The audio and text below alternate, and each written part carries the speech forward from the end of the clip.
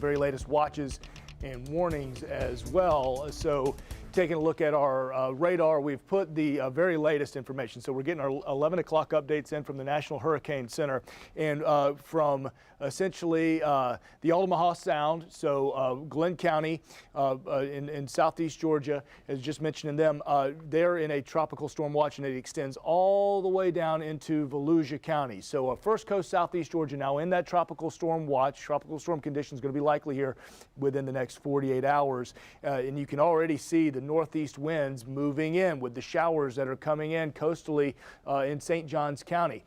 So even though we aren't truly in the impacts of Nicole now, the fact that we're already getting the fetch, getting the water stacking up against the beaches in the, from out of the northeast just shows we're going to have a lot of water up along our sand. So we've got storm surge watches in effect for southeast Georgia through the first coast as well. A wider look, we don't have the hurricane watches until you get down to the Space Coast. So from Volusia and Brevard down to South Florida, there are the hurricane watches in effect. In the Bahamas, we've got warnings. So this is Nicole. We've used the term subtropical. Don't get too caught up in that. The impacts for us, whether it's tropical, subtropical, are going to be just about the same, because just look how massive this system is. Your center of low pressure here, it's so asymmetrical, where the strongest winds are some 200 miles to the north and to the east with this system. For it to be truly tropical, it must be wrapped around this center. That's why we get the heading of subtropical. That doesn't mean that as Nicole moves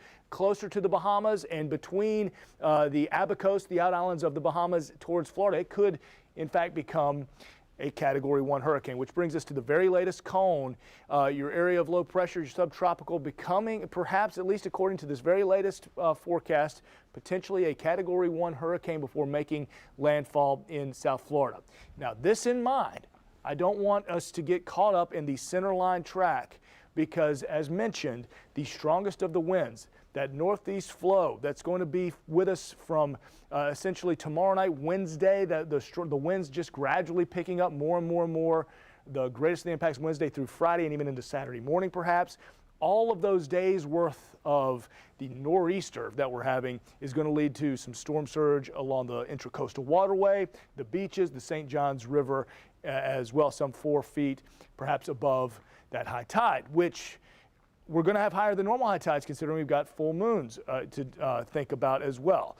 So the big three, let's don't focus on the center of this storm. As we continue to show you tracks, we're going to really focus in on what's happening to the north of that center. Winds picking up really from Tuesday into Friday, rainfall arriving. Still, we're thinking the timing will be sometime Wednesday night. So this is one computer model. We're showing you the GFS here, the global model having the winds wrapping around. This would be Wednesday evening as mentioned, those rains arriving, but the winds will be here before that.